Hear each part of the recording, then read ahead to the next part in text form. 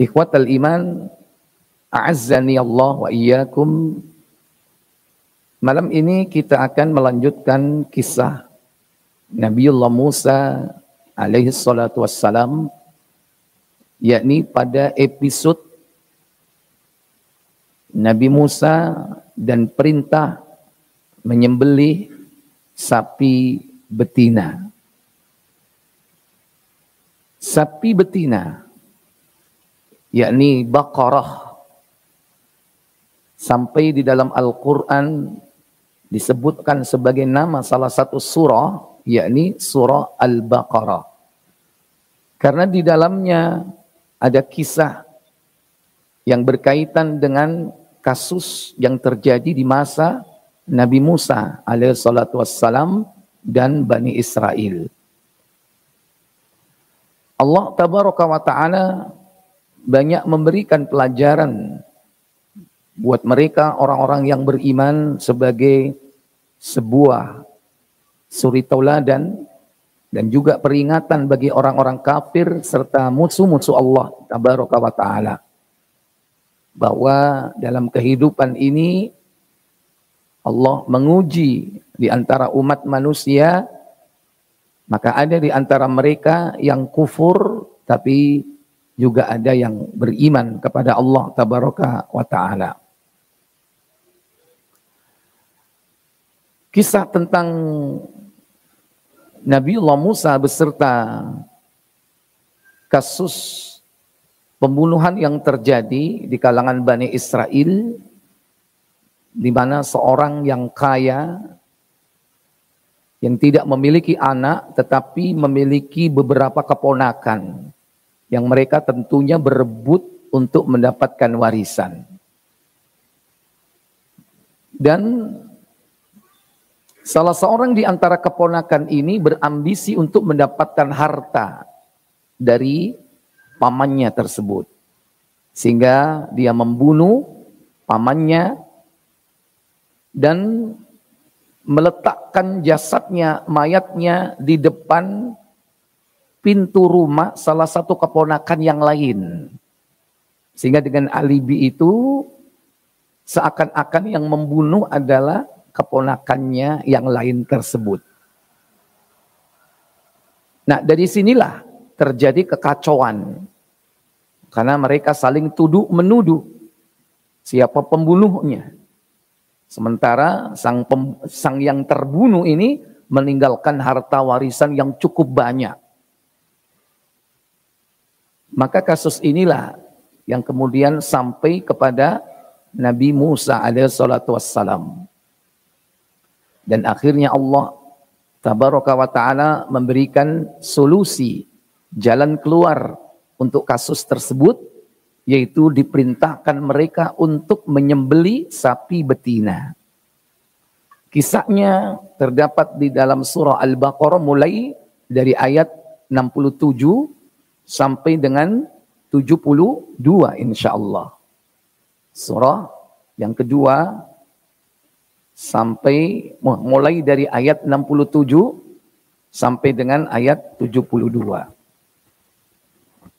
Allah tabaraka wa ta'ala mengabadikan kisah ini di dalam Al-Quran sebagai pelajaran buat kita kaum muslimin. Sehingga kita dapat mengambil manfaat dan faidah agar kita mengikuti jejak para salafus soleh di kalangan para nabi dan rasul, juga jangan sampai mengikuti orang-orang yang kufur terhadap Allah dan juga ingkar kepada para nabi dan rasul mereka. Allah katakan pada ayat yang ke-67. 67 Allah berfirman, wa idh qala Musa liqaumihi innallaha ya'murukum an tadhbahu baqarah. Apa kata Allah Jalla wa'ala? Dan ingatlah ketika Musa berkata kepada kaumnya, sesungguhnya Allah menyuruh kamu menyembelih seekor sapi betina. Qalu atattakhiduna huzwa. Qala a'udzu billahi an akuna minal jahilin. Mereka berkata, apakah kamu hendak menjadikan kami buah ejekan? Musa menjawab, aku berlindung kepada Allah agar tidak menjadi salah seorang dari orang-orang yang jahil. Iya. Perintah ini tentu perintah dari Allah, bukan atas kemauan Nabi Musa. Karena beliau adalah kalimullah, orang yang diajak berbicara langsung dengan Allah Jalla wa'ala. Mendapatkan kitab Taurat, mendapatkan suhuf, mendapatkan banyak sekali ilmu dari Allah Jalla wa'ala. Oleh karena itu, Nabi Musa berbicara di hadapan kaumnya. Innallaha ya'muru. Sesungguhnya Allah tabaraka wa ta'ala ya'murukum, memerintahkan kalian antatbahu baqarah, untuk menyembelih, yakni sapi betina. Tapi orang-orang Yahudi justru sebaliknya. Ketika Allah memerintahkan sebuah perintah untuk menyelesaikan kasus ini, malah menuduh Nabi Musa seakan-akan mengejek gitu loh. Sehingga mereka mengatakan, atattakhiduna huzwa. Apakah kau menjadikan kami bahan ejekan gitu. Kita nggak tahu ya apakah ada hubungannya ya, kecintaan mereka kepada anak sapi dengan perintah menyembelih sapi betina. Kan ada kaitannya. Kenapa harus sapi betina? Kenapa kok nggak hewan yang lain? Tentu ini suka-suka Allah memerintahkan Bani Israel, memerintahkan mereka menyembelih apa. Tapi karena memang kecintaan mereka kepada anak sapi itu sudah mendalam. Karena kasus itu jauh terjadi sebelum mereka diperintah untuk menyembelih sapi ini. Jadi mereka justru menuduh Nabi Musa seakan-akan mengejek mereka. Maka dibantah oleh Nabi Musa alaihissalatu wassalam. Kata Musa, a'udzu billahi an akuna minal jahilin. Aku sesungguhnya berlindung yakni kepada Allah, yakni dari orang-orang atau menjadi salah seorang yang jahil. Karena tidak mungkin Nabi Allah Musa itu berkata tanpa dasar ilmu. Karena ini perintah dari Allah. Wahyu. Yang merupakan kebenaran. Al-haqqu mir rabbik. Karena kebenaran itu datang dari Rabb kalian. Masa Nabi Musa main-main dalam perkara ini? Nah, orang-orang Yahudi yang diperintahkan menyembelih sapi betina inilah, dia mencari alasan, cari cara bagaimana supaya mereka tidak melakukan perintah ini. Apa yang mereka lakukan? Yaitu dengan mencari-cari alasan. Karena sebetulnya perintah ini mudah sekali. Tinggal cari sapi betina, ya kan? Asal sapi betina, kemudian disembelih, selesai. Tapi karena keinginan orang Yahudi untuk lepas dari perintah ini, dengan kepintarannya, dia sok, dengan ilmunya, dia justru bertanya kepada Nabi Musa alaihissalatu wassalam. Apa kata mereka? Dalam ayat berikutnya, Allah tabaraka wa ta'ala berfirman, Qalu da'u lana rabbaka yubayyin lana ma hi. Qala innahu yaqulu innaha baqaratun la faridu wa la bikr. Awanum baina dhalika faf'alu ma tu'marun. Apa kata Allah Jalla wa'ala? Mereka menjawab, mohonkanlah kepada Rabb-Mu untuk kami, agar dia menerangkan kepada kami sapi betina apakah itu. Musa menjawab, sesungguhnya Allah berfirman bahwa sapi betina itu adalah sapi betina yang tidak tua dan tidak muda. Tentu menjadi semakin sulit dan menjadi semakin terbatas. Kalau awalnya asal sapi betina, tapi karena ditanya tentang spesifikasinya, di mana mereka mengatakan ud'u lana rabbak, mintakan kepada Rabb-Mu, yubayyin lana mahi, sapi betina yang seperti apa yang kami harus sembelih. Maka Nabi Musa pun bermunajat kepada Allah, meminta petunjuk. Ini karena kesabaran Nabi Musa. Seandainya Nabi Musa, lu itu diperintah, udah laksanakan, jangan banyak cincong, kan gitu kan. Kalau kita mungkin sebagai nabinya nggak serantan lihat orang seperti ini ya, nggak sabar. Tapi Musa tetap sabar, meminta informasi kepada Allah Jalla wa'ala. Dan Allah memberikan informasi itu.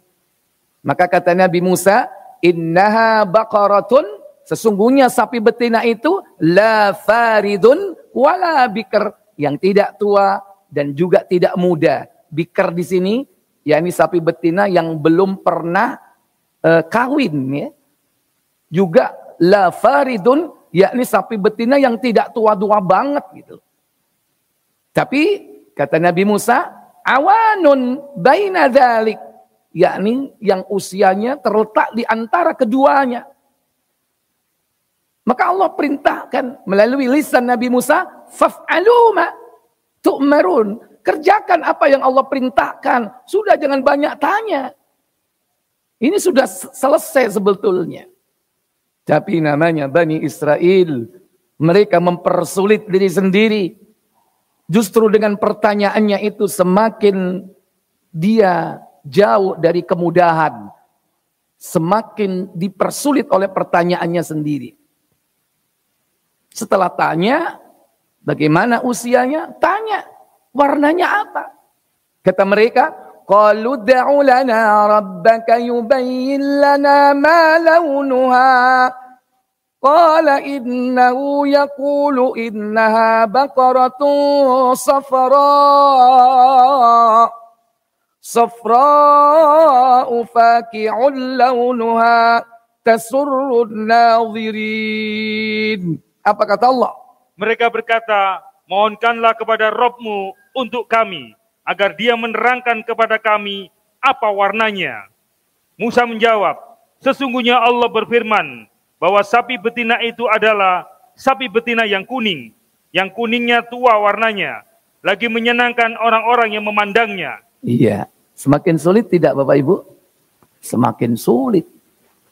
Mestinya tadi tahap pertama sudah langsung disembeli. Tahap kedua semakin sulit, mestinya segera cari yang gampang, mencari usia antara yang masih bikr sama yang faridun.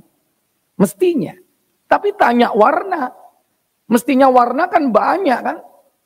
Bisa putih, bisa hitam, bisa belang. Ada nggak sapi belang? Sapi apa itu? Hah? Putih hitam. Putih hitam. Sapi apa? Sapi perah, ya kan? Banyak sapi-sapi jenis-jenis yang warnanya macam-macam. Ada coklat juga ada.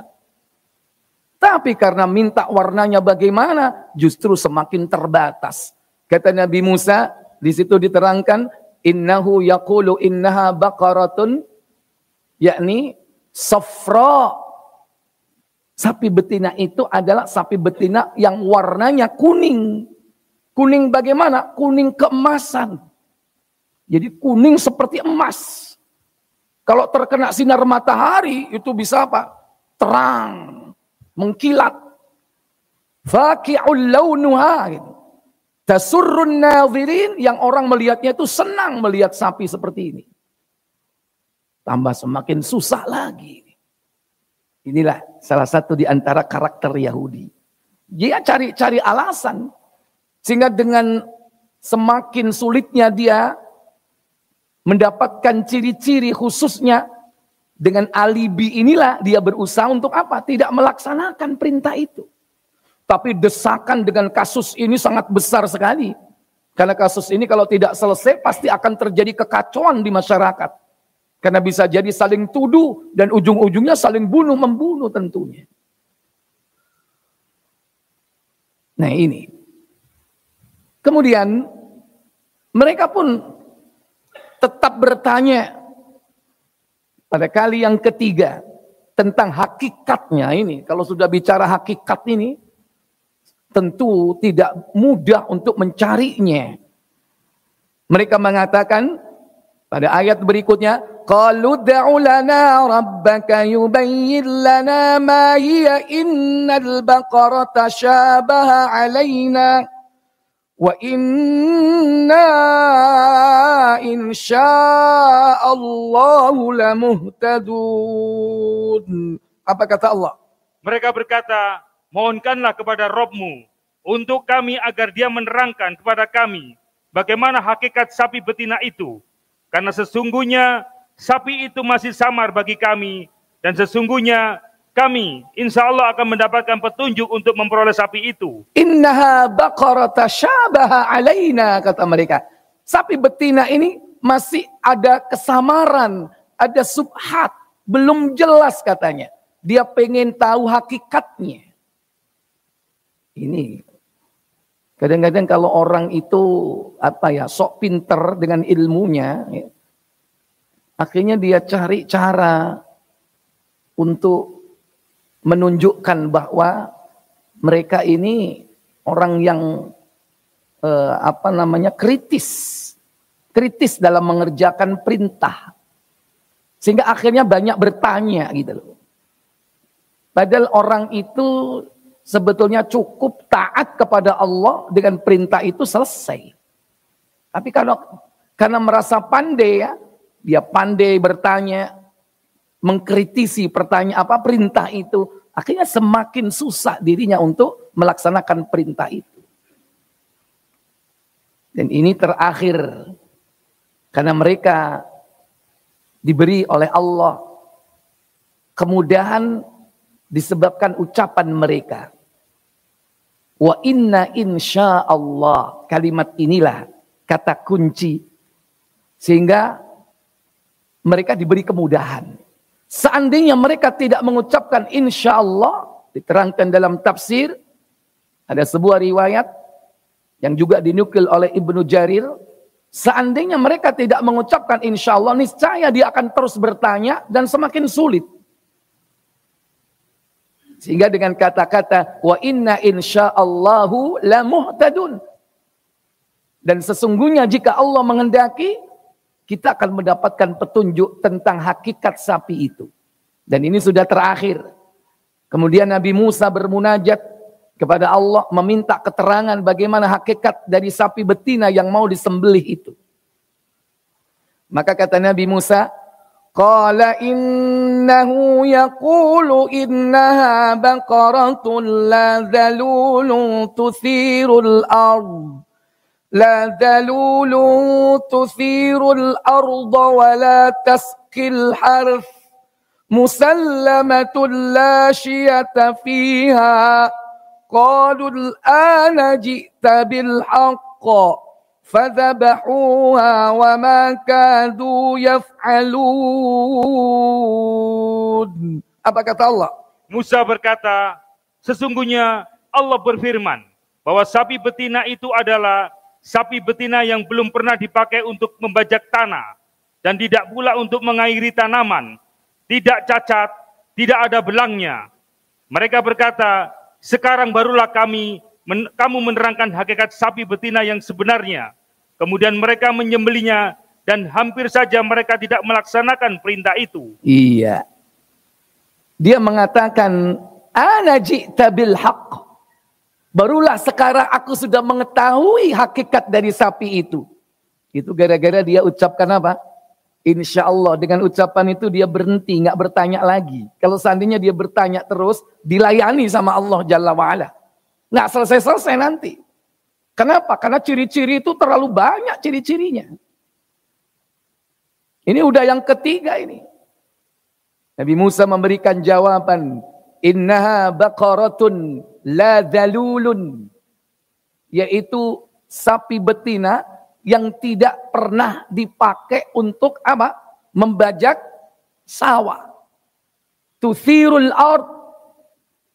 Atau mungkin untuk mengairi sawah. Kira-kira sapi betina yang bagaimana ini? Tidak pernah dipakai membajak, tidak pernah untuk mengairi, jadi nggak pernah kerja Bapak. Tidak pernah kerja berat kali. Karena mungkin orangnya sayang dengan warnanya yang kuning keemasan, ya, dieman. Apa dieman itu Pak? Dipingit kayak gadis saja. Disayang-sayang kali ya. Cuman makan, tidur, dibiarkan begitu. La dzalulun tuthirul ard. Dibiarkan sapi betina itu tidak pernah dipakai membajak tanah, tidak pula untuk mengairi tanaman. Musallamatun, musallamatun itu tidak bercacat. Mulus maksudnya. La syiyata fiha, tidak ada cacat sedikit pun. Baik cacat secara fisik, jangankan cacat secara fisik, belang aja enggak.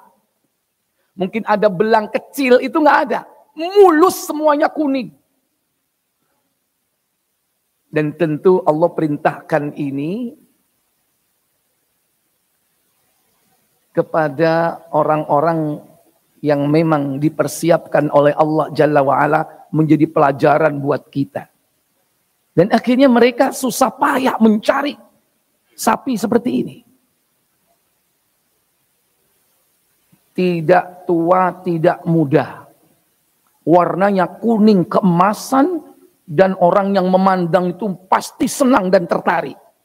Tidak pernah dipakai membajak sawah, mengairi tanaman, tidak bercacat secara fisik, mulus.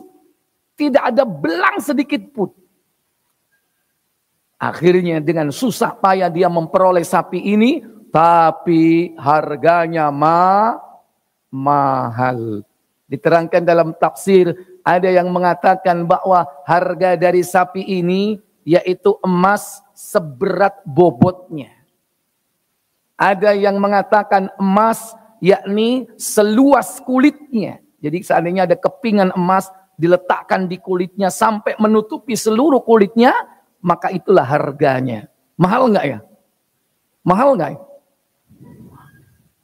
Berapa miliar ya? Dari mana duitnya ini? Berarti orang yang meninggal dunia ini duitnya banyak banget. Hingga sampai bisa dipakai untuk menyelesaikan kasus ini. Akhirnya hampir saja mereka tidak melakukannya. Kenapa? Karena harganya sangat mahal, tapi mau tidak mau harus dibeli. Kalau tidak, akan terjadi permusuhan, bahkan bisa jadi yakni perkelahian, pertengkaran antar sesama mereka, antar sesama saudara. Fadabahuha, maka sembelihlah. Tapi hampir saja wa ma kadu yaf'alun, hampir saja mereka tidak melaksanakannya. Nah, setelah didapatkan sapi itu, kemudian Allah perintahkan yakni untuk memukul sebahagian dari tubuh sapi itu dipakai memukul mayat orang yang mati tadi itu, yang terbunuh, yang meninggalkan harta yang banyak.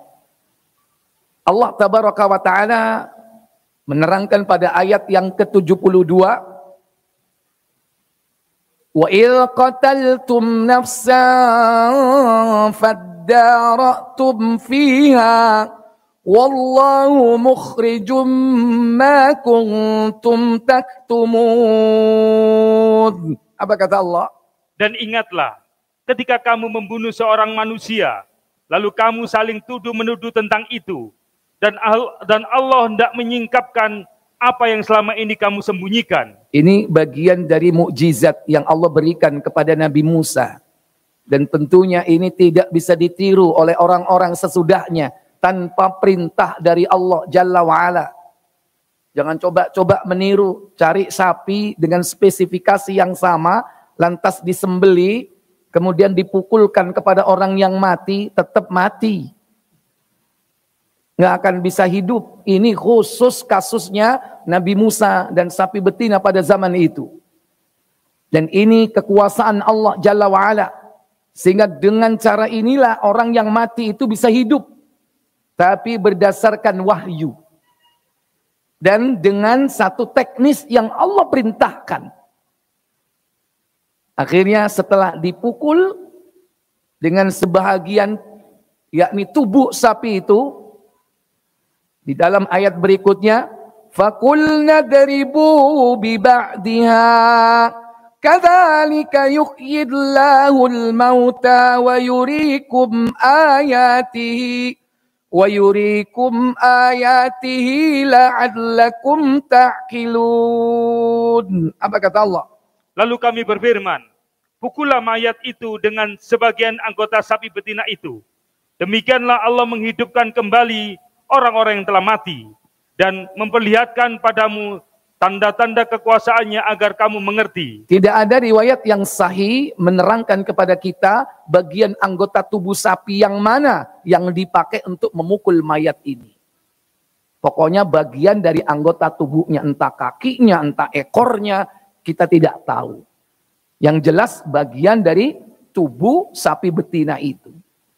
Berarti sapi betina ini mati atau tidak? Mati. Karena apa? Karena sudah disembelih. Karena perintahnya adalah menyembelih sapi betina itu. Mahal-mahal disembelih. Tapi menyelesaikan sebuah kasus itu sangat penting. Wallahu mukhrijum ma kuntum taktumun. Allah hendak memberikan jalan keluar bagi permasalahan yang tidak terpecahkan ketika itu. Maka apa yang disembunyikan oleh manusia terkuaklah saat itu. Begitu dipukul dengan sebagian anggota tubuh sapi itu, mayitnya itu kemudian apa? Hidup. Setelah itu berbicara dan menyebutkan siapa pembunuhnya. Fulan bin Fulan. Selesai, kemudian mati lagi. Cuman gitu doang. Tapi itu sesuatu yang penting informasi ini. Kalau kita enggak kan, kadang untuk mencari sebuah kasus justru kita melalui kesyirikan. Mendekat kepada praktek-praktek perdukunan. Untuk menangani sebuah kasus pembunuhan misalnya, siapa yang membunuh ketika tidak ada saksi, tidak ada bukti, siapa yang dicari? Halo? Siapa Pak? Dukun. Dukun yang dicari. Lantas dukun itu dimintai informasi. Kenapa? Karena dianggap dukun ini memang spesifikasi ahlinya apa? Yaitu menerangkan barang yang hilang, ya kan? Menguak kasus-kasus pencurian yang tidak ada bukti dan tidak ada saksi. Sehingga dengan perantara jin ini dia berusaha memecahkan masalahnya. Memang masalah bisa terpecah ya. Bisa ada jalan keluar, bisa jadi benar. Bisa jadi juga tidak benar. Seandainya benar sekalipun, memang dia yang membunuh, tapi melalui cara berkolaborasi, bersinergi dengan jin, pertanyaannya diperbolehkan atau tidak Bapak Ibu? Tidak diperbolehkan. Kenapa? Karena kita dilarang meminta perlindungan, minta pertolongan kepada bangsa jin. Allah berfirman, buka surah Jin, surah 72. Pada ayat yang ke-6, Allah Jalla wa'ala berfirman, wa annahu kana rijalun minal insi ya'udhuna birijalin minal jinni fazaduhum rahaqa. Apa kata Allah? Dan bahwasanya ada beberapa orang laki-laki di antara manusia meminta perlindungan kepada beberapa laki-laki di antara jin, maka jin-jin itu menambah bagi mereka dosa dan kesalahan. Tidak ada untungnya punya perewangan. Tidak ada untungnya bekerja sama, berkolaborasi, bersinergi dengan mereka. Kenapa? Fazaduhum rohaqa. Karena tidaklah mereka menambah apa-apa kecuali dosa-dosa dan kesalahan. Akhirnya kita dikerjain, disuruh cari syarat-syarat. Syarat-syaratnya begini. Sama, dia tiru-tiru Allah. Kalau Allah kan memberikan syarat, cari sapi betina. Iya kan? Jin juga begitu, pengen ngerjain orang. Kalau Nabi Musa menyampaikan cara jalan keluarnya, cari sapi betina, dengan cara seperti itu, jin juga begitu, pengen menandingi Allah. Apa? Dia buat syarat-syarat. Cari kambing kendit. Orang Jawa bilang wedus kendit. Tahu wedus kendit? Kambing yang perutnya itu ada warna belang, melingkar bagaikan ikat pinggang. Itu namanya wedus kendit. Wedus itu kambing, kendit itu sabuk. Sabuknya orang Jawa untuk perempuan namanya apa? Kendit. Cari kambing seperti itu susah atau gampang? Susah. Kadang jin juga bisikin dukunnya. Apa? Carikan ayam hitam mulus. Namanya ayam apa, Pak? Bukan hanya semuanya tubuhnya hitam, tapi termasuk darahnya apa? Hitam. Akhirnya dapat, Pak. Harganya mahal, sampai miliaran. Begitu disembelih, Pak. Apa? Kecelik. Ternyata darahnya apa? Ya merah. Nggak ada ayam darahnya hitam. Kalau seandainya ada, itu tipu daya syaitan. Ikhwatal iman, aizakumullah. Mulai dari syarat yang kadang susah untuk diwujudkan. Dan carinya itu sangat sulit. Sampai cara-cara yang mudah. Yaitu apa? Menyediakan kembang. Kembangnya jenisnya ini. Ada mawar.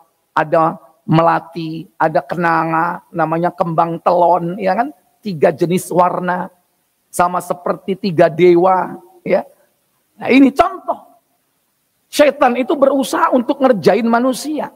Makanya di situ disebutkan ada berapa banyak laki-laki dari kalangan manusia minta perlindungan, pertolongan kepada bangsa jin. Dan jin-jin itu tidak memberi apa-apa kecuali dosa-dosa dan kesalahan.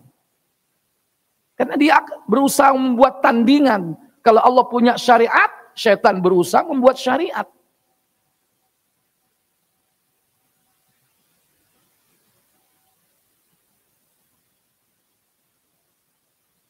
Itu azan Bekasi kali ya. Lebih cepat kali. Nah, baik, Bapak Ibu, saudara-saudari sekalian yang dirahmati Allah Jalla wa'ala. Inilah pelajaran yang bisa kita ambil Bapak Ibu dari peristiwa yakni kasus kematian di kalangan Bani Israel yang harus diselesaikan dengan cara yakni menyembelih sapi betina atas perintah Allah Tabaraka wa Ta'ala. Di antara faidah yang dapat kita ambil dari pelajaran penyembelihan sapi betina ini, yang pertama yaitu tentang kesabaran Nabi Musa. Nabiullah Musa alaihissalatu wassalam adalah nabi yang sangat sabar sekali. Dikatakan pada ayat 67 bahwa Nabi Musa itu dianggap yakni atattakhiduna huzwa. Musa, apakah kau hendak menjadikan kami ini ejekan atau olok-olok? Ini tuduhan mereka kepada Nabi Musa. Nabi Musa dituduh telah mengejek, mengolok-olok. Dan ini tentu termasuk salah satu bentuk menyakiti hati menurut mereka. Padahal sebaliknya, Bapak Ibu, saudara sekalian, justru Bani Israel ini adalah orang yang suka menyakiti hati nabinya. Termasuk Nabi Musa. Sampai Allah abadikan dalam surah Al-Ahzab 33, yaitu pada ayat 69, bahwa hobi dari Bani Israel ini suka, yaitu menyakiti hati Nabiullah Musa alaihissalatu wassalam. Kata Allah Jalla wa'ala dalam surah 33, yakni ayat yang ke-69. Ya ayyuhalladzina amanu la takunu kalladzina adaw Musa fabarra'ahu Allahu mimma qalu wa kana 'indallahi wajiha. Apa kata Allah? Hai orang-orang yang beriman, janganlah kamu menjadi seperti orang-orang yang menyakiti Musa. Maka Allah membersihkannya dari tuduhan-tuduhan yang mereka katakan. Dan adalah dia seorang yang mempunyai kedudukan terhormat di sisi Allah. Iya. Nabiullah Musa ini sudah kenyang dengan berbagai macam tuduhan. Dan ini sangat menyakitkan hati. Tapi Nabi Musa alaihissalatu wassalam, Nabi yang tergolong ulul azmi, diberikan oleh Allah kesabaran yang tinggi. Dituduh berbagai macam tuduhan. Termasuk tuduhan apa? Nabi Musa dituduh punya penyakit. Penyakit apa? Maaf. Penyakit kelaminnya besar. Maaf. Bukan kelaminnya, tapi maaf apa? Penyakit, kalau sekarang orang bilang hernia. Hernia apa? Turun apa? Turun berok. Ya, itunya besar, namanya penyakit adar. Bahasa Arabnya adar. Ya. Itu dituduh. Kenapa? Karena Nabi Musa itu orang yang tidak pernah mandi bersama-sama mereka. Kebiasaan Bani Israel, mereka mandi bareng dalam satu kolam. Satu-satunya orang yang tidak pernah mandi bareng Nabi Musa. Dituduh. Oh, tuh nggak pernah mandi sama kita tuh. Kenapa? Oh, itu penyakit tergede itu. Ini tuduhan mereka seperti itu.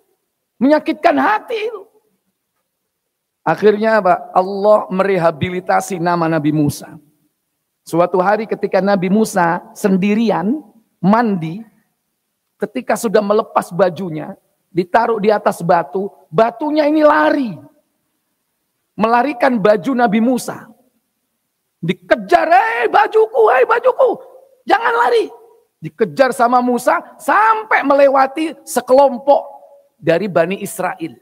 Sehingga apa? Mereka melihat Nabi Musa telanjang bulat dan ternyata di situ tidak ada penyakit sama sekali. Sempurna tubuh Nabi Musa. Oh, ternyata kita salah. Itu hoax. Ternyata itu bohong, itu Nabi Musa tidak berpenyakit adar. Ada kisahnya dalam Sahih Bukhari, buka nomor 269. 269. Baik, sudah masuk adzan? Baik, kita nanti lanjutkan ya tentang hadis yang berkaitan dengan yakni kisah Nabi Musa mandi dan bajunya dilarikan oleh batu. Baik, kita tutup dulu, kita lanjutkan setelah salat Isya. Wa akhiru da'wana walhamdulillahi rabbil alamin. Assalamualaikum warahmatullahi wabarakatuh. Assalamualaikum warahmatullahi wabarakatuh. Waalaikumsalam warahmatullahi wabarakatuh. Alhamdulillahi rabbil alamin. Wa bihi nasta'inuhu ala umurid dunya wad din. Wassalatu wassalamu ala asrafil anbiya'i wal mursalin. Nabiyyina Muhammadin wa ala alihi wa sahbihi ajma'in, amma ba'd. Ikhwatal iman, a'azzakumullah. Kita lanjutkan pembahasan tentang kisah Nabi Musa dan perintah penyembelihan sapi betina. Dari apa yang telah disampaikan oleh Allah di dalam Al-Quran surah Al-Baqarah tentang kisah penyembelihan sapi betina, bagaimana Nabi Musa menghadapi kaumnya. Pertama kita bisa mengambil pelajaran tentang bagaimana seorang Nabi yang termasuk ulul azmi memiliki kesabaran yang tinggi dalam berdakwah, mengajak umatnya kepada kebenaran. Sekalipun Nabi Musa banyak disakiti oleh kaumnya. Di antaranya sebagaimana yang terdapat dalam Sahih Bukhari, Nabi Musa alaihi salam dituduh memiliki penyakit adar. Diriwayatkan dari sahabat Abu Hurairah radhiyallahu taala anhu. Baik, silakan dibaca. Dari Abu Hurairah radhiyallahu an, dari Nabi sallallahu alaihi wasallam bersabda. Apa sabda beliau? Orang-orang Bani Israel jika mandi maka mereka mandi dengan telanjang. Hingga sebagian melihat sebagian yang lainnya. Sedangkan Nabi Musa alaihissalam lebih suka mandi sendirian. Maka mereka pun berkata. Apa kata mereka? Demi Allah. Wallahi, sampai mereka bersumpah. Sumpah tapi dalam perkara yang batil. Demi Allah katanya. Apa kata mereka? Tidak ada menghalangi Musa untuk mandi bersama kita. Kecuali karena ia adalah seorang laki-laki yang kemaluannya kena hernia. Yamna'u Musa ayyaksila ma'ana illa annahu adar. Tidaklah ada yang menghalangi Nabi Musa mandi bersama kita kecuali karena dia memiliki penyakit adar atau hernia. Kemudian, lalu pada suatu saat Musa pergi mandi dan meletakkan pakaiannya pada sebuah batu. Lalu batu tersebut lari dengan membawa pakaiannya. Iya. Begitu pakaiannya diletakkan di batu, batu itu lari membawa pakaiannya. Tapi jangan dibayangkan punya kaki gitu ya. Nggak tahu gimana caranya batu itu lari. Yang jelas dia pergi dari tempat itu. Ya, ini bukan cerita apa? Cerita fiksi. Ini beneran, ini hak ini dari Nabi SAW. Lantas apa kata Nabi Musa? Ya, apa kata beliau? Maka Musa lari mengejar batu tersebut sambil berkata, wahai batu, kembalikan pakaianku. Thawbi ya hajar. Thawbi, pakaianku. Hei batu. Itu pakaianku. Batu diajak ngomong ya kan. Batunya seperti makhluk hidup ya kan, bisa lari.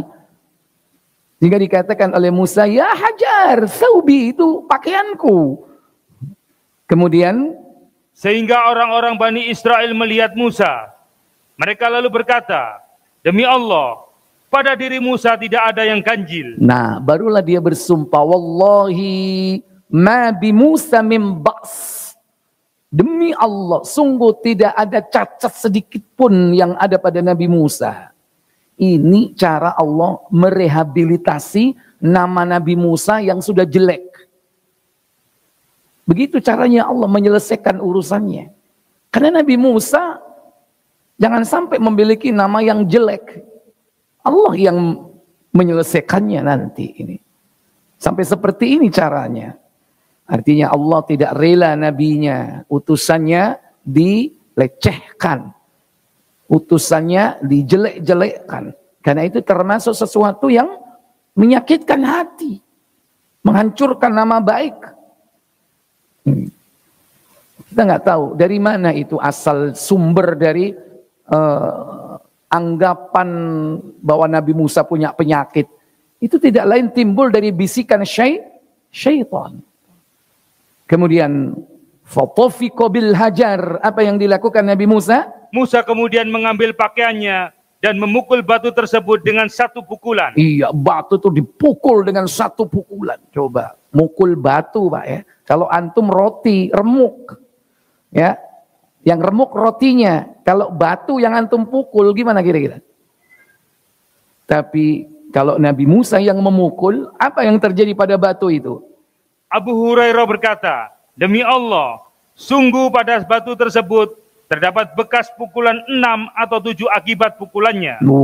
Sampai ada 6 sampai 7. Wallahi innahu ladhabun bil hajari sittatun au sab'atun darban bil hajar. Sampai ada 6 atau 7 pukulan bekasnya itu. Nggak tahu bekasnya kayak apa ya kan, entah lubang ya kan, atau entah pecah. Ya, wallahu alam, yang jelas membekas itu. Karena Nabi Musa itu diberi kekuatan oleh Allah berapa? 10 kali lipat kekuatan manusia. Karena Nabi Musa itu bisa mengangkat batu penutup sumur yang hanya bisa dilakukan oleh 10 orang. Nabi Musa cuman sendiri. Itu kekuatan Nabi Musa. Makanya jangan heran dia memukul satu orang langsung apa? KO. Mati, KO sudah. Ya. Nggak ada apa? Kenok apa? TKO nggak ada ya, langsung KO. Mati, bukan KO saja. Itulah Nabiullah Musa alaihissalatu wassalam. Baik, Bapak Ibu, saudara-saudari sekalian. Jadi Nabi Musa ini begitu sabarnya menghadapi kaumnya yang banyak sekali melakukan intrik dan berbagai macam celaan kepada beliau.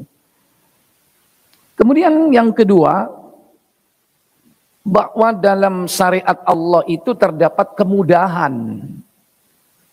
Karena agama itu tidak mempersulit, yakni para pemeluknya.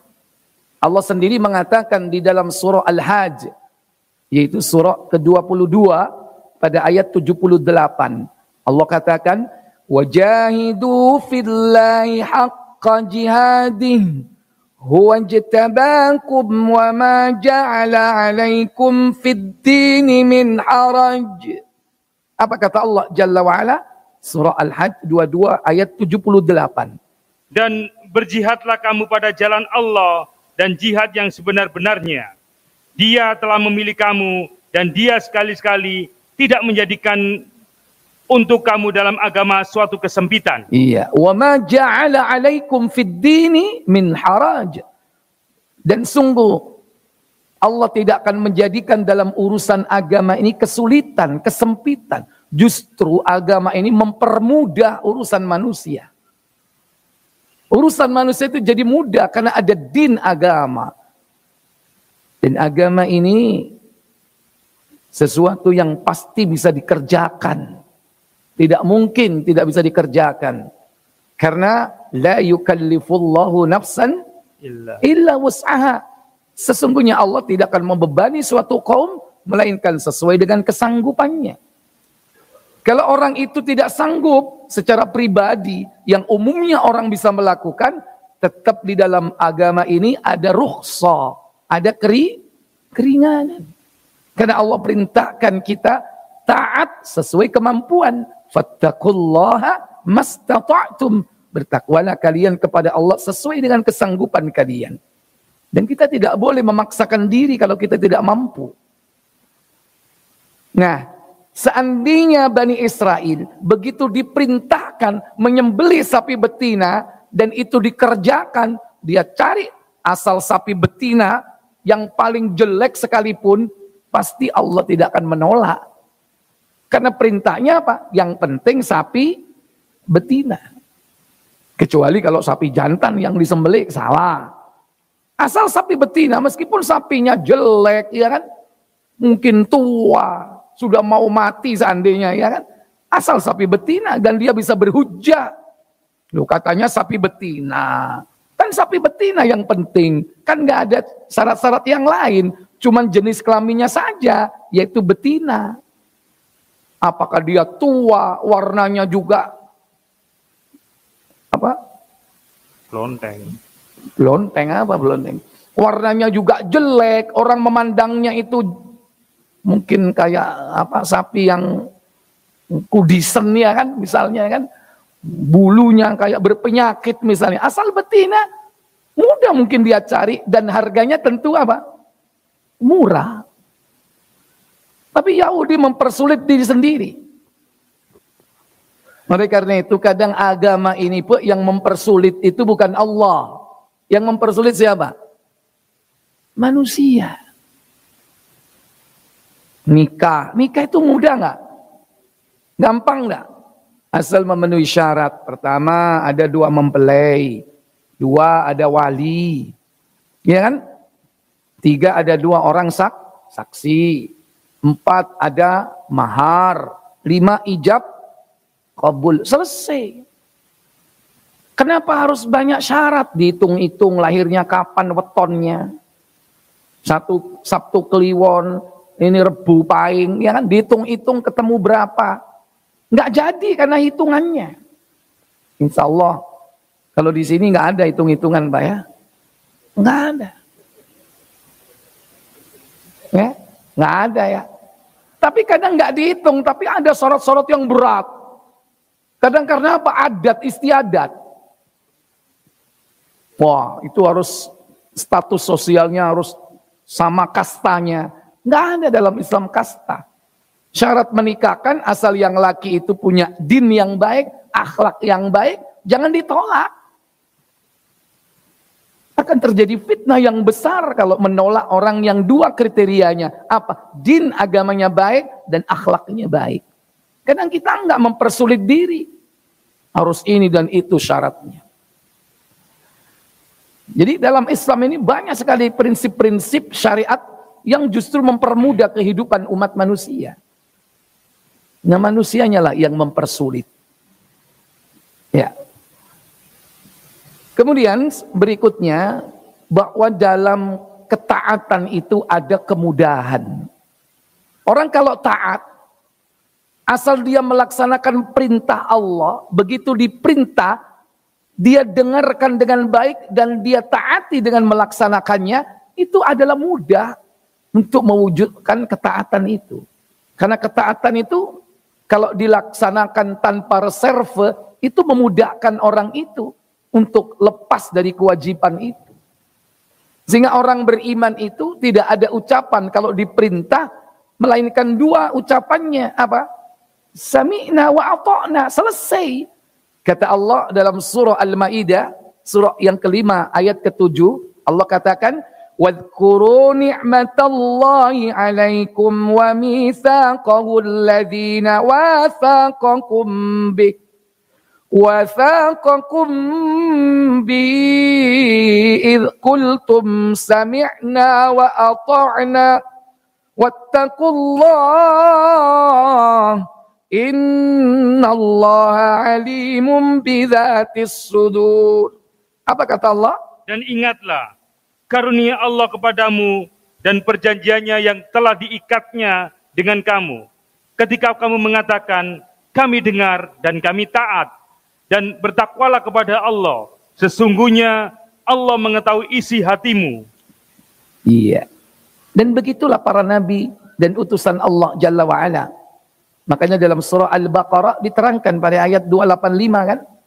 Amanar rasulu bima unzila ilaihi min rabbih wal mu'minun. Kullun amana billahi wa malaikatihi wa kutubihi wa rusulihi.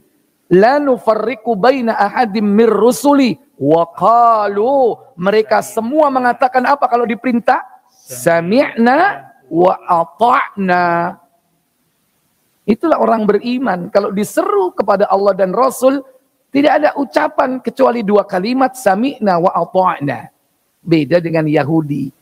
Yahudi mendengar sami'na, tapi bukan wa ata'na. Apa? Wa asayna.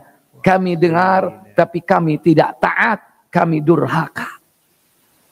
Faidah berikutnya, bahwa seorang pembunuh itu akan hilang hak warisnya apabila dia memiliki hak waris kepada orang yang terbunuh. Dalam kasus tadi yang membunuhkan salah seorang dari keponakannya, kan mestinya dapat nggak keponakan? Karena nggak punya anak. Mestinya dia dapat warisan.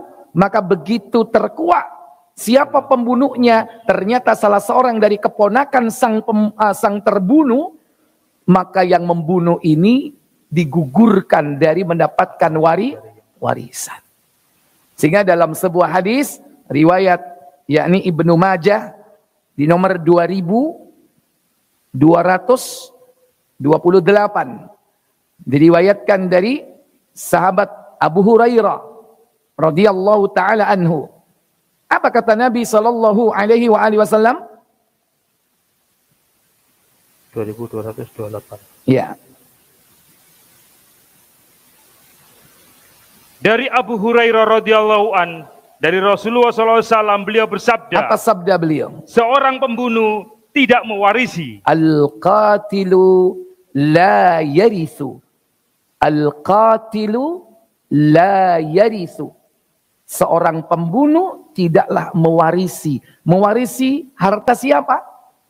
Harta yang terbunuh. Sementara antara yang membunuh dan yang dibunuh memiliki hak kewarisan. Mestinya dia dapat warisan, tapi gugur di dalam Islam. Dan itu berlaku sebaliknya. Seorang anak membunuh bapaknya supaya dia dapat warisan, maka ketika anak ini membunuh orang tuanya, gugurlah pada saat itu hak warisnya. Sebaliknya juga begitu. Karena orang tua bisa mewarisi harta siapa? Anak. Bapaknya mungkin melarat, lihat anaknya kaya. Gimana caranya ya? Anak kaya nggak tahu diuntung, dulu nggak inget. Digedein, di sekolahin, sekarang kaya lupa sama orang tua. Masa orang tua pinjem duit aja nggak boleh? Gimana caranya dapetin harta? Gua bunuh dia. Orang tua bunuh anaknya. Ketika anaknya mati, orang tuanya kalau ternyata terungkap dia yang membunuh, berhak mendapatkan warisnya? Tidak. Dan itu pernah terjadi di zaman Nabi SAW. Ya. Di zaman Umar ibn Khattab radhiyallahu ta'ala. Baik. Dalam sebuah riwayat hadis, yakni Ibnu Majah nomor 2158. Ya. Afwan, yaitu di zaman sahabat ya, sahabat Umar bin Khattab radhiyallahu ta'ala anhu. Ibnu Majah 2158 dari Abdullah bin Amr. Dari Abdullah bin Amr, ia berkata, apa katanya? Sesungguhnya Abu Qatadah, seorang lelaki dari Bani Mudlid, telah membunuh anaknya. Iya, jadi anaknya yang dibunuh, bukan bapaknya. Sebaliknya, ya. Kemudian Umar mengambil darinya 100 ekor unta. Iya, ternyata yang dilakukan oleh Umar, yakni fa'akhadha minhu Umaru mi'ata minal ibil, sebanyak 100 unta. Diambil itu. Dari siapa? Dari bapaknya itu. Mungkin karena itu adalah harta dari apa? Dari harta anaknya yang diinginkan. Wallahu a'lam. Yang jelas sebagai dendanya diambil 100 ekor unta. Berupa apa itu? Pertama, yaitu 30 unta hiqah. 30 hiqah.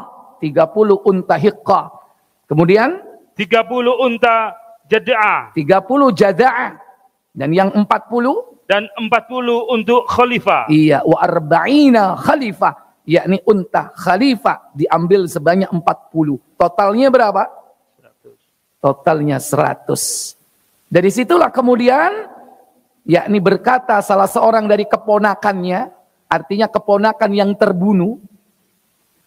Berarti apa? Anak dari saudaranya yang anak dari saudaranya yang membunuh ya.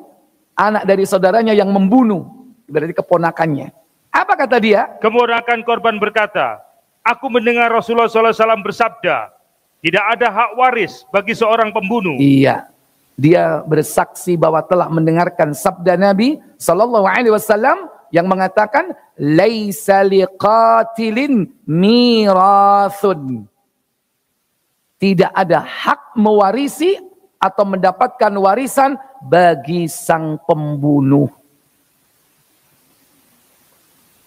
Jadi beberapa pelajaran yang bisa kita ambil dari kisah, yakni penyembelihan sapi betina untuk menyelesaikan kasus yang terjadi di zaman Nabiullah Musa alaihi salatu wassalam. Semoga Allah Jalla wa'ala memudahkan kita mempelajarinya dan memahaminya serta mengambil faidah dalam kehidupan kita sehari-hari.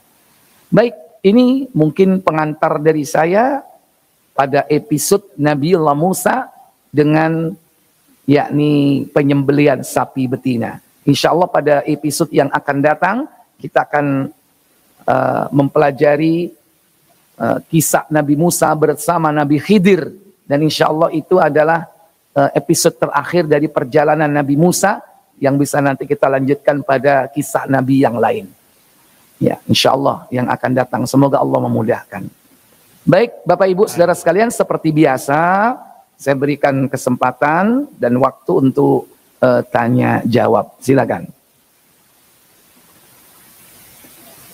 Ya, silakan.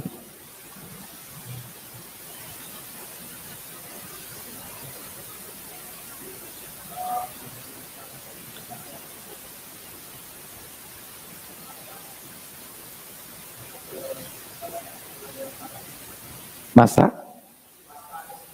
Oh iya, masa kini.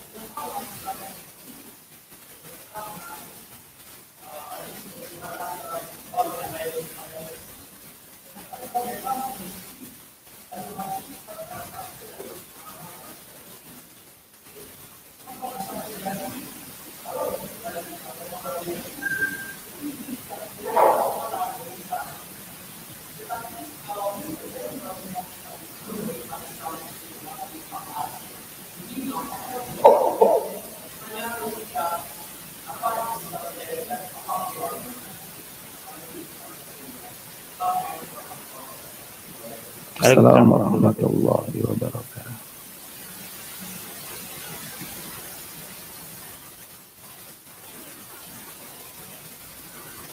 Baik. Jadi karakter mereka, kenapa kok bisa sampai berimbas kepada anak keturunannya sampai sekarang? Yaitu karena memang itu dari kutukan kemurkaan Allah Jalla wa'ala. Karena Allah memang menas mereka seperti itu. Coba dibuka surah Ali Imran ayat 112. Ali Imran surat ketiga. Mohon bisa ditampilkan itu di layar. Surat ketiga ayat 112. Duribat alaihimudz dhillatu aynama thukifu illa bihablim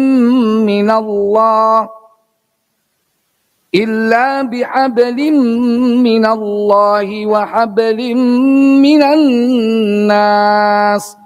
وَبَاءُوا بِغَضَبٍ مِّنَ اللَّهِ وَضُرِبَتْ عَلَيْهِمُ الْمَسْكَنَةُ ذَلِكَ بِأَنَّهُمْ كَانُوا يَكْفُرُونَ بِآيَاتِ اللَّهِ وَيَقْتُلُونَ الْأَنْبِيَاءَ بِغَيْرِ حَقٍّ Dzalika bima asaw wa kanu ya'tadun. Apa kata Allah? Mereka diliputi kehinaan di mana saja mereka berada, kecuali jika mereka berpegang kepada tali agama Allah dan tali perjanjian dengan manusia, dan mereka kembali mendapat kemurkaan dari Allah. Wa duribat alaihimul maskana. Dan mereka kembali mendapatkan kemurkaan dari Allah Tabaraka wa Ta'ala. Jadi mereka berapa kali dimurkai oleh Allah? Pada zaman dulu dan pada akhir zaman. Dia tetap mendapatkan kemurkaan dari Allah Jalla wa'ala. Dan mereka senantiasa diliputi kehinaan. Ainama thukifu. Di mana saja mereka berada. Mereka diliputi oleh kehinaan.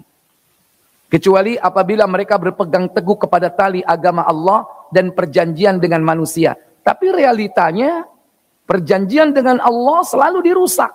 Perjanjian dengan sesama manusia dia rusak. Berapa banyak perjanjian dengan sesama manusia? Dia yang merusak sendiri. Makanya Allah tetap hinakan mereka. Kenapa hal itu bisa terjadi? Karena ada akar masalah yang dulu pernah dilakukan. Dzalika bi annahum, apa kata Allah? Yang demikian itu karena mereka kafir kepada ayat-ayat Allah. Yakfuruna bi ayatillah. Yang kedua, dan membunuh para nabi tanpa alasan yang benar. Wa yaqtulunal anbiya'a bighairi haqq. Dan mereka membunuh para nabi dengan alasan yang tidak benar. Kalau enggak ketemu fisiknya yang dibunuh, apa? Karakternya. Nabinya sudah enggak ada, tapi karakternya dibunuh. Dibuatlah apa? Cerita-cerita jelek tentang nabi. Oh, nabi itu seksmania, mengawini gadis kecil, ya, dituduh pedofil, dituduh macam-macam. Siapa? Otaknya mereka, orang Yahudi. Itu tuduhan keji kepada Nabi SAW. Jadi kalau enggak kena fisiknya dibunuh, karena Allah selamatkan dia, apa yang dirusak, yang dibunuh karakternya. Makanya akar pembunuhan karakter itu Yahudi. Nah, orang Islam cuman ikut-ikutan sekarang. Banyak yang melecehkan para nabi. terkena imbas dari subhat yang ditebarkan orang Yahudi. Pertama, membunuh para nabi, ya, kufur kepada ayat Allah, membunuh para nabi. Dzalika bima asau wa kanu ya'tadun. Apa kata Allah? Yang demikian itu disebabkan mereka durhaka dan melampaui batas. Iya, yang demikian ini disebabkan mereka durhaka dan melampaui batas. Kenapa sekarang kaum muslimin banyak mengikuti ajaran mereka? Mengikuti orang Yahudi. Karena sudah nasnya seperti itu juga. Nabi sendiri yang mengatakan nanti umatku banyak meniru-niru orang Yahudi. Mereka sampai menirunya itu sifatnya seperti sandal. Tahu sandal? Sandal itu mirip nggak? Sepasang, seperti sepasang sandal itu. Mirip. Sampai seperti itu Nabi menggambarkan. Sehingga apa? Nanti ada orang Islam yang meniru perbuatan mereka, menjima istrinya di tempat umum. Buka Tirmidzi 2641.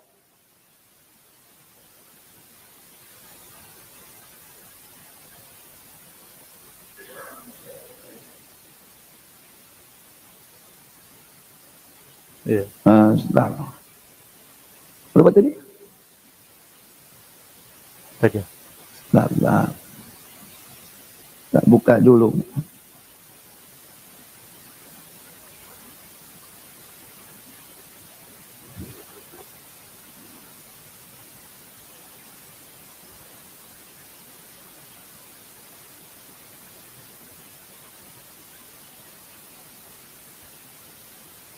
Dari Abdullah bin Umar radhiyallahu taala anhuma. Ya. Baik, silakan baca. Mulai dari depan. Mahmud bin Ghailan. Mahmud bin Ghailan menceritakan kepada kami, Abu Dawud Al-Hafari menceritakan kepada kami, dari Sufyan Az-Zawri, dari Abdurrahman bin Ziyad Al-Afriki, Afrika, terus. Dari Abdullah bin Yazid, dari Abdullah bin Umar radhiyallahu anhuma, ia berkata. Apa katanya? Rasulullah SAW bersabda. Apa sabda beliau sallallahu alaihi wasallam? Sungguh akan datang pada umatku seperti sesuatu yang datang pada kaum Bani Israel. La ya'tiyanna ala ummati ma ata ala Bani Israel. Sungguh akan datang kepada umatku seperti yang pernah datang kepada Bani Israel. Kemudian dianalogikan seperti apa? Seperti sandal yang sejajar dengan sandal yang lain. Hatwan na'li bin na'li. Seperti sandal yang sejajar dengan yang lain. Walaupun satunya kanan, satunya apa? Kiri. Berarti satu apa? Satu pasang. Kalau bahasa Jawa, tumbuh oleh tutup. Klop. Persis gitu. Tahu tumbuh Pak ya? Besek, tahu besek? Besek itu kan ada yang bawah, ada yang atas. Cocok nggak itu? Cocok, seperti itu. Gambarannya. Ini kan sandal ya kan? Karena di zaman Nabi nggak ada tumbuh, nggak ada besek kali. Ya, ini yang gampang analoginya sandal. Ya, seperti jad wan na'l bin na'li. Kemudian sampai-sampai ada salah seorang dari mereka yang tega menyetubuhi istrinya secara terang-terangan. Hatta in kana minhum man ata ummahu alaniyatan. Sampai ada yang menjima istrinya itu terang-terangan. Maksudnya di muka umum. Dan itu dilakukan oleh Yahudi. Dan orang-orang kita juga mengikuti sampai seperti itu. Kemudian, pada umatku akan ada orang yang berbuat seperti itu. Sesungguhnya Bani Israel akan terpecah menjadi 72 golongan. Iya. Tariku Bani Israel ala sintaini wa sab'ina firqa. Jadi orang Yahudi itu akan berpecah belah menjadi berapa tadi? 72 golongan. Kemudian sedangkan umatku akan terpecah menjadi 73 kelompok. Wasataftariku ummati ala 30 wa sab'ina firqa. Dan umatku akan terpecah belah menjadi 73. 72, 73 dekat nggak? Dekat. Ya, Nasrani dalam riwayat yang lain 71. 71, 72, 73. Dan ini sebetulnya menunjukkan banyak. Menunjukkan banyak, ya. Tidak persis sebanyak itu. Menunjukkan banyak, bisa lebih dari itu, perpecahan itu. Cuman itu ungkapan. Sama seperti orang kita ini kalau menunjukkan banyak itu apa ungkapannya? Ada. Itu biasa kalau itu bahasa lugas, pakai kiasan. Oh. Kalau orang Padang apa, Pak?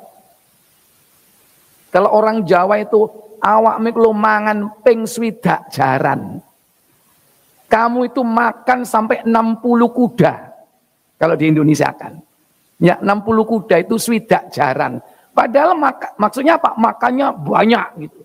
Sering. Sampai digambarkan apa? Dengan ungkapan 60 kali. Apa ada orang makan 60 kali? Nggak ada. Itu menunjukkan 60 itu jumlah yang banyak. Bukan 60 kali. Siapa orang sehari makan 60 kali? Kan nggak ada ya. Tapi menunjukkan ungkapan banyak gitu. Ya. Swidak itu 60. Nah sama seperti itu, 73 itu nggak mesti fix 73, 72, 71. Tapi itu menunjukkan jumlah yang banyak. Wallahu a'lam. Walaupun sebagian ulama memang kadang meneliti dengan jumlah yang sebanyak itu. Tapi bisa jadi nanti dari yang pokok-pokok itu sempalannya banyak. Ya asalnya cuma 5 yang pokok ya kan. Kemudian berkembang menjadi yang lain. Sama seperti Bani Israel. Dari kalangan Nasrani awalnya berapa? 4. 4 menjadi banyak. Yaitu 72. Ikhwatal iman aizakumullah. Jadi ini memang sudah nasnya seperti itu. Banyak orang Yahudi, banyak orang Islam itu yang mengikuti mereka. Dalam riwayat yang lain, Nabi SAW mengatakan, la tatba'unna sanana man qablakum. Kalian akan mengikuti sunnah orang sebelum kalian. Shibron bi shibrin, dhira'an bi dhira'in, sejengkal demi jengkal, sehasta demi hasta. Lau dakhalu juhra dabbin, sekiranya mereka masuk ke dalam lubang biawak, la dakhaltumuhum atau la taba'tumuhum, kalian akan mengikutinya atau memasuki lubang biawak itu. Nah, ini peringatan, bukan berarti kita boleh mengikuti mereka. Tapi kita harus hati-hati. Karena kita tiap hari minta kepada Allah. Jangan sampai mengikuti mereka. Dengan ucapan apa? Ghairil maghdubi alaihim waladdallin. Bukan jalannya orang-orang yang dimurkai. Siapa? Yahudi. Waladdallin, dan yang sesat. Siapa orang yang sesat? Nasrani. Tiap hari itu. Makanya mereka paling benci kepada kalimat amin. Kalau kita bareng mengucapkan amin. Artinya apa? Kita minta kepada Allah dengan permintaan itu. Itu orang Yahudi sangat kesal, jengkel dengan ucapan itu. Karena mereka faham siapa al-maghdub yang dimurkai. Faham mereka. Nah tentu kita harus menjaga diri kita. Ya, sekalipun orang lain ya sudah mengikuti mereka. Yang penting kita ku anfusakum wa ahlikum nar. Jaga, karena itu yang menjadi tanggung jawab kita yang paling utama, diri kita dan keluarga kita. Baik, boleh yang lain satu lagi? Silakan.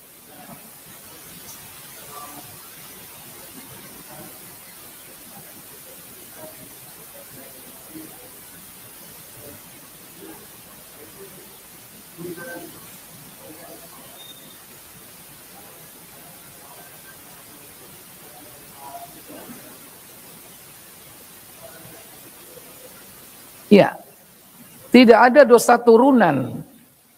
Beda ya antara karakter dan dosa. Kalau karakter itu kan sifat. Iya kan? Sifat. Nah sifat itu bisa diturunkan. Sebagaimana ada sifat-sifat tertentu yang memang bisa diturunkan secara genetis. Secara genetik.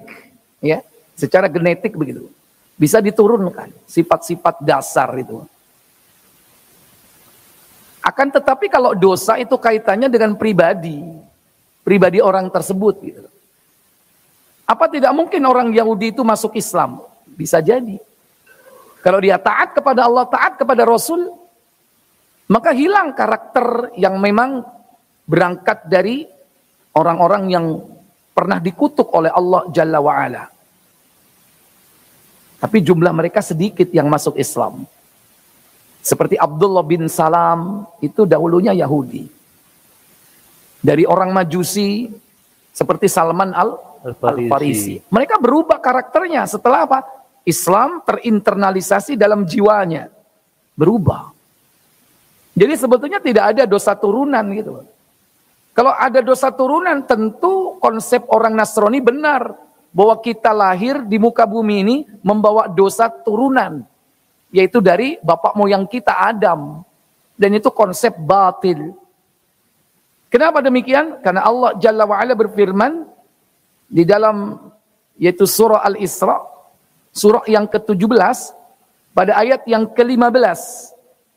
Allah Jalla Jalaluhu berfirman, "Man ihtada fa innama yahtadi li nafsihi wa man dhalla fa innama yadhillu 'alayha wa la taziru waziratu wizra ukhra wa ma kunna mu'adzibina hatta nab'atha rasula."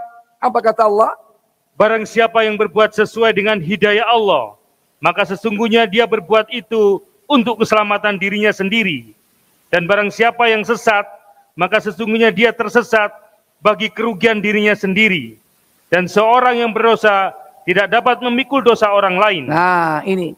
Wala taziru waziratun wizra ukhra. Dan orang yang berdosa tidak akan dapat memikul dosa orang lain. Masing-masing dosanya dipikul sendiri-sendiri. Nggak ada dosa warisan. Mau nggak inti dapat warisan dosa? Warisan duit mau nggak? Mau, ya kan? Warisan dosa, siapa yang mau? Nggak ada konsep seperti ini. Jadi kalau dalam urusan dosa tidak mewarisi, tapi karakter bisa mewarisi. Sebagaimana apa? Karakter sebuah bangsa itu bisa turun. Sebagaimana juga secara khusus yaitu karakter pribadi seseorang bisa turun kepada anaknya. Bisa. Ya wallahu a'lam. Tapi semua karakter itu akan hilang apabila mereka kembali kepada fitrahnya, kembali kepada apa? Din agama. Kenapa? Karena yang menguasai itu adalah agamanya, sehingga karakter sifat-sifat pribadinya apa? Terkalahkan, tertutupi. Kita tahu karakter bangsa Arab seperti apa. Penentangan mereka kepada para nabi dan rasul kan. Lihat kaum Ad. Pernah kita pelajari kan. Bagaimana Nabi Hud. Kan dari bangsa Arab itu. Di negeri Yaman kan. Bagaimana Nabi Soleh. Kaum Tsamud. Karakter mereka kan. Menentang para nabi. Sampai umat Nabi kita Muhammad SAW. Yang ini bangsa Arab. Yang ada pada zaman Nabi kita Muhammad. Karakter mereka bagaimana menentang para nabi dan rasul. Tapi mereka begitu mendapatkan cahaya Islam, mendapatkan hidayah, masuk dalam jiwanya, internalisasi dalam hatinya, maka dia bisa berubah 180 derajat. Artinya apa? Kelebihan-kelebihan dari karakter mereka. Yang tegas, yang amanah, yang mudah untuk bersikap lembut misalnya dalam perkara-perkara tertentu, itu ternyata justru malah menguntungkan Islam. Tapi karakter-karakter yang jelek, nah semua itu dikalahkan oleh aturan syariat Allah tabaraka wa ta'ala. Wallahu a'lam. Baik, saya pikir cukup dua saja. Selanjutnya ada amanah ini, ada beberapa hadiah yang saya harus sampaikan. Tapi dengan syarat yaitu menjawab pertanyaan. Pertanyaan pertama, Musa disebut dengan istilah siapa? Ngacung dulu baru jawab. Kalam apa?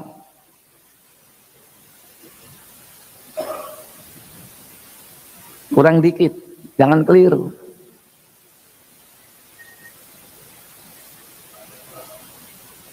Saya beri kesempatan beliau. Entar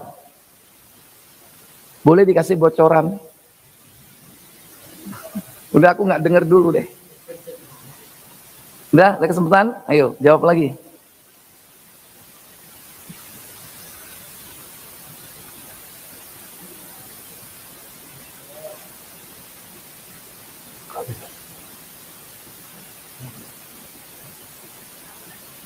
Pas, ya udah. Yang benar kalimullah, bukan kalam ya. Baik. Nabiullah Musa alaihissalatu wassalam, beliau menikahi seorang wanita, ngacung dulu ya, putri dari Nabi siapa? Nabiullah Shu'aib alaihissalam. Ngacung dulu, baru jawab ya. Kalau jawab dulu tapi nggak ngacung, nggak dianggap.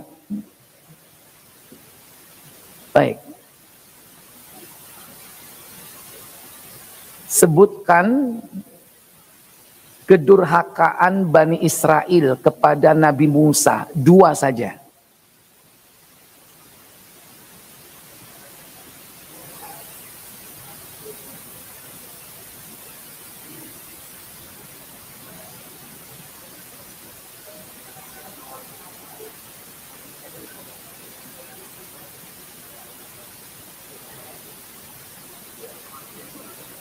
Ya, makhluk apa ini? Kaum ya, jangan makhluk nanti monster nanti kan.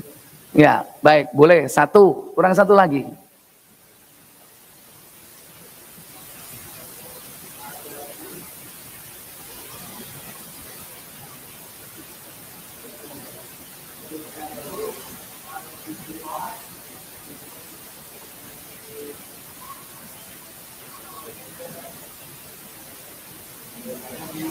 Oh ya, ya udah, barakallahu fiik, udah kena poinnya. Yang ketiga,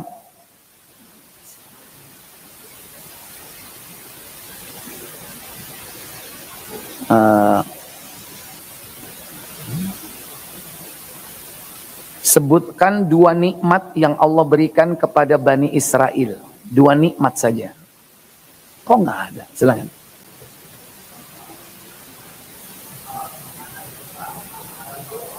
Mana dan salwa.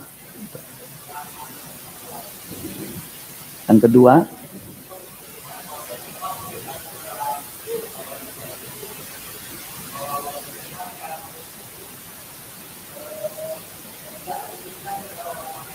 apa bentuknya? Tadi sudah benar mana dan salwa, kurang 1 dong. Ayo.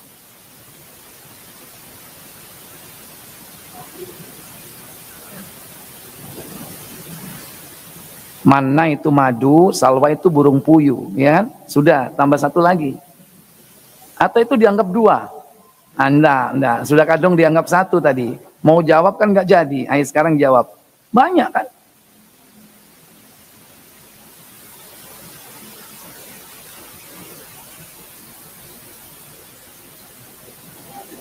Bocor Ustaz, bocor. Lihat Al-Baqarah ayat 57. Lihat cepat Al-Baqarah 57. Saya kasih kesempatan. Ya. Nanti jangan satunya yang jawab satunya. Jangan, nanti bukunya dibagi 2 nanti. Ya biarin dia kasih kesempatan.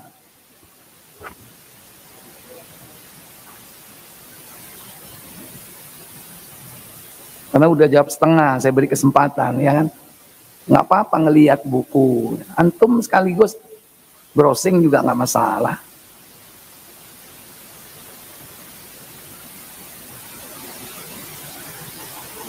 Wa dhallalna 'alaikumul ghamama wa anzalna 'alaikumul manna wassalwa. Inongi awan. Iya tahu. Langsung aja. Wa dhallalna 'alaikumul ghamama. Ya coba sebutkan lagi apa nikmat Allah yang berikan kepada Bani Israel. 1.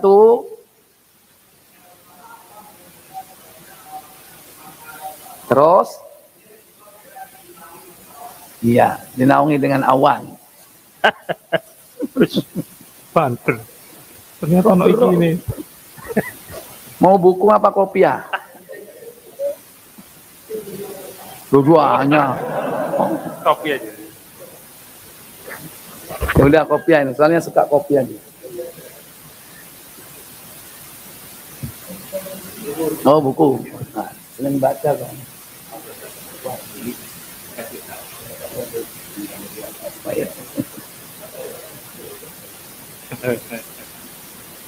Baik. Sebutkan Bani Israel itu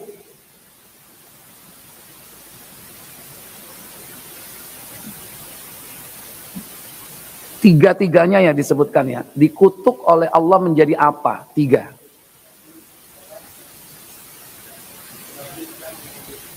Babi, kera, dan anjing. Dari mana anjingnya? Hah?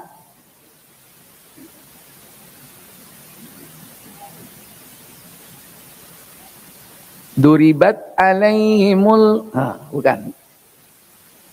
Qul hal unabbi'ukum bi syarrim min dzalika masubatan 'indallah man la'anahu Allahu wa ghadiba alaihim wa ja'ala minhumul qiradata wal khanazira wa 'abadat taghut. Ayo. Kasih kesempatan. Hah? Ya udah, buka suratnya, diingat-ingat. Buka surah Al-Maidah.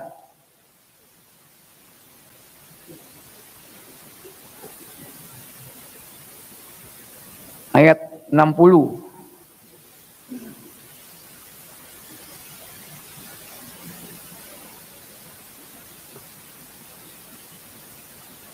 Enak kan? Boleh ngerpe kan? Kalau nggak gini nggak ada yang jawab, nanti bisa jam 9 malam nanti.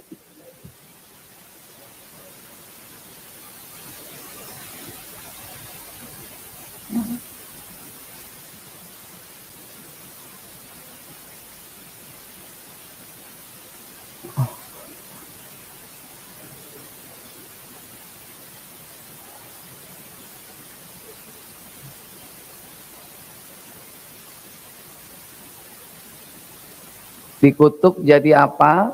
Karena dia sudah jawab 2 kurang 1, kan nggak mungkin dipecah jadi 3 ini kan?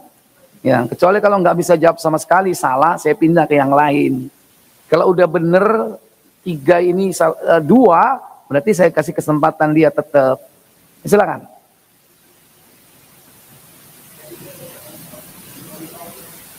Loh, dibaca dengan bagus.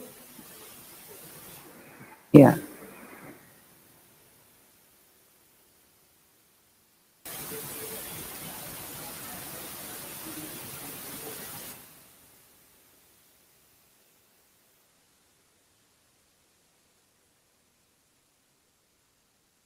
Dijadikan apa? Pelan-pelan. Jangan jadi satu-satu, kan 3. Terus. Tapi, dan penyembah tohut, bukan tohutnya, penyembah tohut, penyembah apa? Penyembah berhala. Ma'ubida bi ghairillah, apapun yang diibadahi selain Allah itu tohut, bisa manusia, bisa jin, bisa macam-macam. Coba diulangi, dikutuk jadi apa? Udah nggak usah lihat itu, hafal kan? Kera, babi, penyembah tohut, ya kan? Bukan anjing, dari mana tuh anjing? Barakallahu fiik.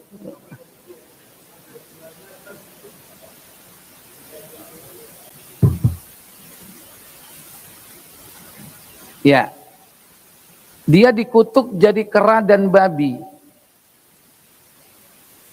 Disebabkan karena apa? Hijau. Apa? Menangkap ikan hari Sabtu. Belum selesai, ikan apa?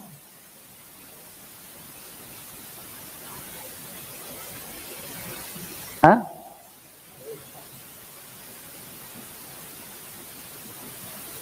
Ikan apa? Satu aja. Mencari ikan di hari Sabtu. Betul. Kira-kira cari ikan apa dia? Bukan kira-kira, udah jelas itu. Jawab aja. Kasih bocoran temennya. Ikan paus 100, barakallahu fiik. Mau buku atau kopiah? Buku. Ya udah, tinggal ini. Tinggal 2. Oh, tukar yang kopiah. Nah, ini. Kan dia nggak seneng baca kali kan, senengnya fashion, ya boleh. Gayakum. Tinggal 2. Ini juga bukan punya saya, ini amanah ini ya. Dari Muhsinin. Baik. Kemudian Nabiullah Musa diselamatkan oleh Allah dari kezaliman Fir'aun. Diberikan oleh Allah mukjizat dengan tongkat yang bisa membelah laut. Akhirnya dia selamat dari kejaran Fir'aun dan bala tentaranya. Menyeberangi Laut Merah. Kapan itu terjadinya? Nah, silakan. 10 Muharram atau terkenal dengan istilah hari apa? Asyura 100. Barakallahu fiik. Hari Asyura ya, yaitu 10 Muharram pada tahun itu, pada zaman Musa ya. Itu. Yang terakhir, Nabiullah Musa diperintah oleh Allah pergi ke Gunung Tursina selama berapa dan berapa malam. Ya, ada 2 jawabannya. Yang udah dapat jangan dulu, kasih kesempatan yang lain. Hah? 40 hari, iya berapa dan berapa? Berapa malam sama berapa malam? 1 itu jawabannya. Ya. 40 itu dibagi berapa? Ya 40 itu dari apa? Kan nggak ada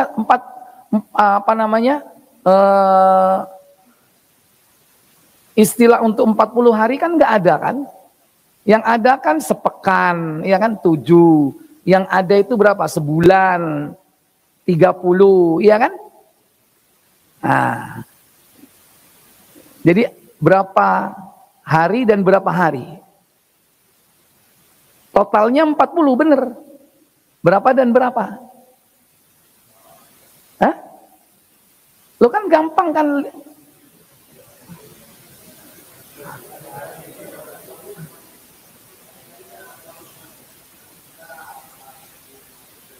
Oh iya benar, dia pakai dalil ya, arba'ina, iya kan? Iya. Arba'ina lailatan, iya kan? Ya sudah, barakallahu fiik. Karena dia pakai dalil, ya kan? Ya udah 4 yang di Quran kan memang 40 ya. Adapun rinciannya yaitu 30 hari dan 10 hari. 30 malam, 10 malam. Ya. Kalau lebih dalam lagi, bulan apa dan bulan apa itu? Hah? Tapi ada habis hadiahnya, nggak ada. Tanya terakhir tanpa hadiah. Siapa yang tahu bulan apa itu terjadi? Hah? Bulan Zulqa'dah dan bulan Dzulhijjah. Makanya 10 hari di bulan Dzulhijjah itu penting. Itu terjadi di zaman Nabi Musa. Keutamaan 10 hari di bulan Dzulhijjah itu. Makanya Nabi Musa itu berangkat mulai awal Zulqa'dah, sebulan ditambah 10 hari di bulan Dzulhijjah. Makanya sampai hari ini keistimewaan 10 hari di bulan Dzulhijjah itu dari sejak zaman dulu. Nabi Musa berada di Gunung Tursina, mendapatkan wahyu dari Allah Jalla wa'ala. Tapi apaan? Nggak ada hadiahnya ya. Sudah berjanjian tadi ya. Barakallahu fiik. Yang belum bisa jawab bukan berarti nggak bisa, ya kan? Mungkin antum tawadhu, memberi kesempatan yang lain. Subhanakallahumma wa bihamdik asyhadu an la ilaha illa anta astaghfiruka wa atubu ilaik. Wassalamualaikum warahmatullahi wabarakatuh.